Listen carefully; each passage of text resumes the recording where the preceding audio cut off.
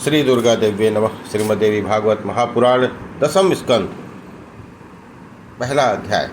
स्वयंभू मनु की उत्पत्ति, उनके द्वारा भगवती की आराधना और वर प्राप्ति। नारद जी ने कहा, सबका पालन करने में तत्पर भगवान नारायण अब जिन जिन मनवंतरों में देवी की जिस जिस रूप में पधारी हैं, जिस जिस आकार से उन महेश्वरी का जैसा प्रादुर्भाव हुआ है, जगदम्बा के महात्म्य से संयुक्त उन संपूर्ण प्रसंगों का वर्णन करने की कृपा कीजिए। साथ ही जैसे और जिस जिस प्रकार से भगवती की पूजा और स्तुति हुई है और उन भक्तवत्सला देवी ने भक्तों का जिस जिस प्रकार से मनोरथ पूर्ण किया है, वह सब चरित्र भी मैं सुनना चाहता हूँ। कृपा सुंदो, आप उसका वर्णन कीजिए। भगवान नारायण कहते हैं, महर्षि, तुम पापों का संहार करने वाला देवी महात्म्य सुनो। इस महात्म्य श्रवण के प्रभाव से भक्तों के हृदय में श्रद्धा का प्रादुर्भाव होता है और यह महान संपत्ति का परम साधन है। सर्वप्रथम जगत के आदिकारक महान तेजस्वी लोक पितामह ब्रह्मा जी चक्रपाणी देवाधिदेव भगवान श्री हरि की नाभि कमल से प्रकट हुए। महामते, उसी समय ब्रह्मा जी अपने 4 मुखों से शोभा पा रहे थे। उन्होंने स्वयंभू मनु को अपने मानस पुत्र के रूप में प्रकट किया। फिर ब्रह्मा जी ने धर्म स्वरूपिणी सतरूपा को मन से प्रकट किया और उसे स्वयंभू मनु की पत्नी बनाया।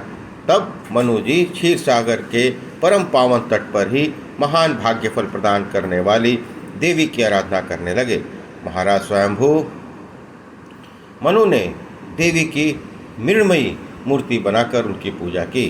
उन्होंने एकांत में रहकर देवी का स्मरण करते हुए उनके वांग भाव मंत्र का जप आरंभ किया। वे निराहार रहे, इंद्रियां उनके वश में थी।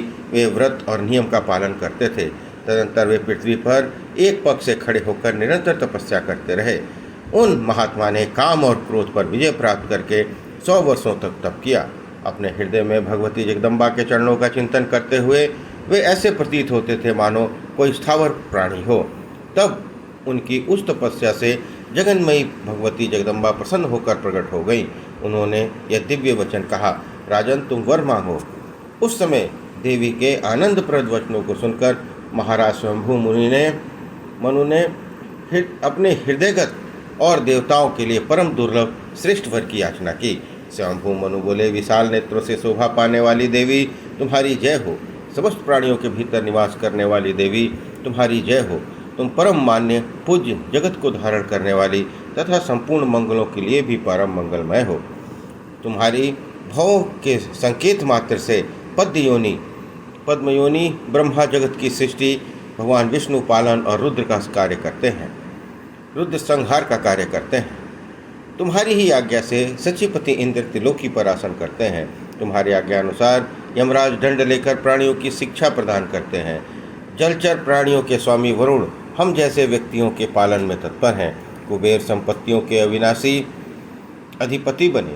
अग्नि, नेतृत्व, वायु, इंसान और शेषनाग, ये सब तुम्हारे ही अंश हैं और सब में तुम्हारी ही शक्ति व्याप्त है। तथापि देवी, यदि अब तुम मुझे कुछ वर देना चाहती हो तो शिवे, मेरी नम्रतापूर्वक यही प्रार्थना है कि सृष्टि के कार्य में अपनी किसी प्रकार का विघ्न न उपस्थित हो। जो कोई पुरुष इस वांग भव मंत्र की उपासना करे, उसके कार्यों में सिद्ध होने में किंचित मात्र भी विलंब न हो।